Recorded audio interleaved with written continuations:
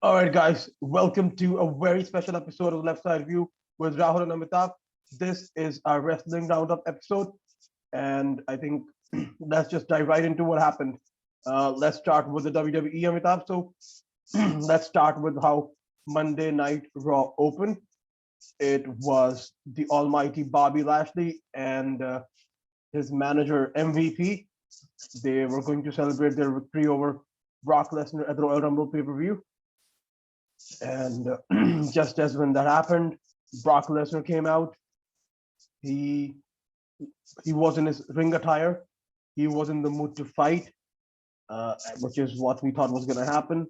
And again, this time Brock Lesnar came out alone without Paul Heyman by his side. Um, Now, Brock Lesnar wanted to have his rematch right away, uh, but then that was not the case. So it looks like Brock Lesnar will be involved in the Elimination Chamber match to determine the number one contender to Bobby Lashley's WWE title. And that's how Raw went. There were a lot of matches to determine who will be a part of that match. Now the idea is, guys, to maybe do a title versus title match. Maybe Brock Lesnar wins this title and then he takes on Roman Reigns at WrestleMania. Like that match has already been decided, has already been announced. The only question is, will it be a title versus title or not? So yes, Amitabh, anything that you want to add about this promo or this match? Yes, Rahul. Now that we have Lesnar and Lashley along with Rollins, Austin Theory, Riddle, and AJ Styles in the Elimination Chamber, and I think the likelihood of a title versus title match at WrestleMania is quite high right now. And quite frankly, I think that WWE have just botched up another aspect of their product because instead of having two great matches for the title, they are just again, putting all their eggs in the Lesnar Reigns basket. And I don't know how involved or how bought into the whole idea the audience is. At least I don't know. It is a good match, but then is it the only thing that I should be cared? I should care about as an audience. I don't think so. And yeah, I mean, again, uh, f- the original idea was for this match to happen on the 1st of Jan, right? And then it would not have been such a big deal. Maybe it will be a rematch for WrestleMania. But somehow I just don't think it is the larger than life match that the WWE is trying to build it up to. So that is my biggest issue. Again, I really thought that Kevin Owens will be part of this, but I don't know what WWE plans for him. There's also rumors that maybe Riddle will emerge as the champion. He was like slated to win the Rumble before the last minute changes. So excited about it. I just read somewhere today that maybe Randy Orton is going on a leave for some time now, to just to freshen up maybe mentally and physically. So that leaves Riddle in a prime position. And yeah, he's over. But then again, the past at least 10 guys, I think, who were over, they were destroyed by WWE and their booking. So don't know. In other match, Rousey came to the ring and confronted Becky. They had their to and fro, and maybe Becky said that maybe they'll go for it, one on one again at Mania, but she said that she'll announce a decision on Friday, SmackDown, which she did, and she actually chose Charlotte. But after that interaction, Lita came in, and yeah, now there's a match between Becky and Lita for the women's championship at Elimination Chamber. Again, how long can this old timers pop last? I don't know. Because one thing is for sure that Lita's not going to win. Even if she does, what kind of storyline will she manage? So again, WWE thinking in really for short terms, no grand plan at all. But Uh, then yeah, that's not where yes, it sir. ends. That's not where it ends. So on SmackDown, uh, Goldberg returned. So yeah, I mean, out of the blue, like again, like what happened to the concept of earning your way, to a match? Goldberg just came out and said, "You're next," and that's it. The match is made. It's going to be the two of them at an elimination chamber. In a way, I don't know. Maybe it's a good thing because what we've read, he just has, I think, one more match, I think, left in his contract. So if that's the case, this could probably be his very last match, and then maybe, I mean, obviously, till like if he doesn't sign an extension, then yes, it could very well be his last match. And again, this was actually the match that was supposed to have, I think, 2 years ago, WrestleMania 2020, when I think Roman Reigns was diagnosed with leukemia and he had to be pulled away from that match. I think Braun Strowman came into that match, and Braun Strowman, I think, won the title then by beating Goldberg. Yeah, so let's talk about SmackDown. I think, like you mentioned, Ronda Rousey, I think she then decided that she's probably going to face Charlotte at WrestleMania. So yeah, I think that's what looks to happen. Other than that, I think something that we didn't talk about, but we moved on from it, is the fact, again, maybe we're coming back to the Raw Elimination Chamber match. So, like you mentioned, Riddle. So in a way, Riddle and Brock Lesnar are actually going to be in the same match. So we've already seen before how much Riddle wanted to face someone like Brock Lesnar, or how much Riddle wanted to face someone like Goldberg. So chances are that we'll never see a one-on-one match between Riddle and Brock Lesnar, at least. Maybe this way, in a six-man elimination chamber match, we'll at least see some interaction between Brock Lesnar and Riddle, and maybe we'll have to just satisfy our appetite from that brief interaction. Especially like you talked about earlier, that yeah, there were rumors of Riddle being one of the contenders to win the Rumble, and if obviously Randy Orton is going to leave for a while, maybe then yes, this is the time for him to go solo. So yeah, let's see. Anything else that you want to talk about in WWE? Yeah, just about Goldberg returning again, a classic case of bad booking, and I really don't know how they're going to um, plan that match out, because I know that Goldberg does not like to lose, and I know that WWE does not like Reigns to lose. So maybe it will be one of those disqualification results all over again. I mean, yeah. I mean, the way WWE disappoint every week is just uncanny. I mean, yes. And as far as Riddle, yeah, I mean, I really want to see someone new at the helm. The way they buried BD was shambolic, to say the least. I mean, not particularly a fan of his character, but at least it was different. And again, there are just three, four hand-picked guys, and the title, transfers to from one to another. So Riddle would be a welcome change of pace. I think Yeah, that's all about WWE. I mean, you talked about the booking, right? So again, which is what happened to Royal Rumble as well. Reigns versus uh, Rollins. Now, if they really wanted Reigns to win, they could have let him win the match. But then Yeah, the finish again and again. One more thing that you also mentioned is Kevin Owens. Like, first of all, his booking at Royal Rumble, and then he lost to Austin Theory. Like a clean, he lost cleanly to Austin Theory. So I don't know what are the plans for Kevin yeah. Owens. I mean, again, Austin Theory. I again, change is good, but then what does he bring to the table? Again, maybe with McMahon is something that we don't. Uh, Yeah. but he's been Again, drawn more often than not of yeah, late. So yeah. Like, yeah, not saying that Austin Theory is not good. I think he's going to be a superstar. He's still very young, and yeah, considering his age, I think he's very good in the ring. But like you mentioned, Kevin Owens just signed a new contract. I mean, that's all I'm saying. yeah. I mean, see.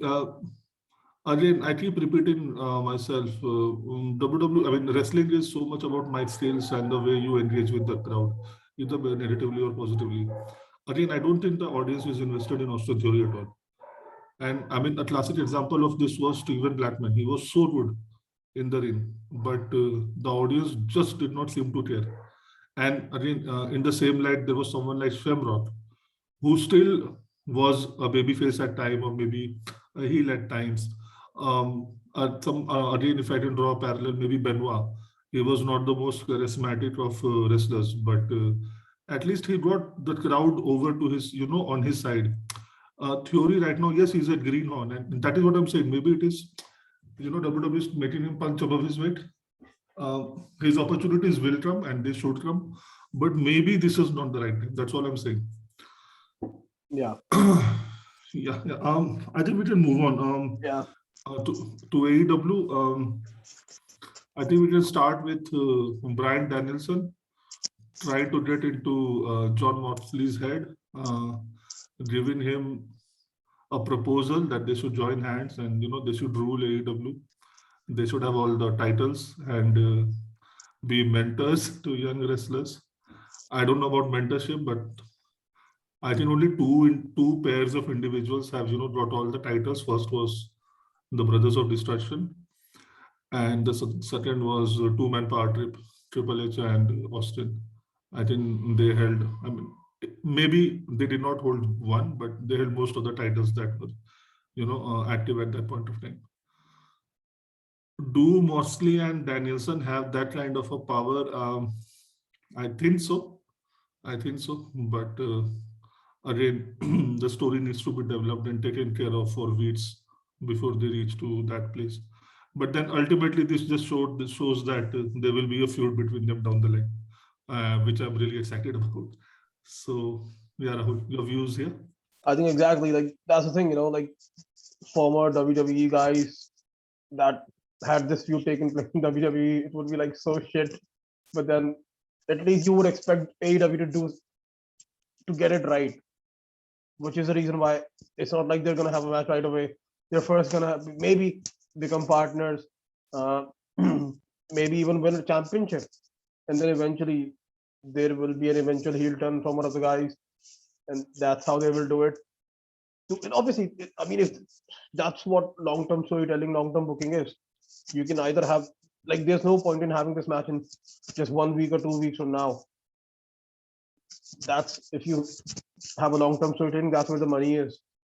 So yeah, there was a good promo from Bryan Danielson. Again, Moxley didn't really say much, but then again, he didn't say no either. I mean, he didn't say yes, but didn't say no either. So yeah, maybe there could be more to this. But other than that, what does someone like Eddie Kingston have to say in all this? Like, because when Moxley has teamed up with someone, it's usually been Eddie Kingston. So let's see, like if he has a role to play in this. But yeah, like you said, eventually we are gonna see a match between these two. So yeah, whatever that match is, it's gonna be great, I think. Um, Now I think the storyline that you have been following very closely, which is MJF versus CM Punk. So we finally got the match. So Amitabh, what would you like to say about that match? Yeah, again, I think when the build-up is better than the match, I am okay with it. I mean, you did not really expect wonders from CM Punk at his age, and even MJF is not all swashbuckling in his style. So the match was good. The ending, I may say that it was perfect. That it leaves a lot of room for the feud to carry on. Wardlow coming in, handing him the ring, and then he using him over on Punk. MJF getting the first win over Punk, of course. And yeah, I think this will continue, and Punk will fight back. I think there are at least two more matches in this feud left. The third one will decide, and who wins it, and then finally the feud will be over. And I think there will be some members of inner circle, inner Uh, circle, pinnacle, MJF's group is Pinnacle. pinnacle. Sorry. So I think there will be a couple of defects. So again, yeah, I'm happy with it.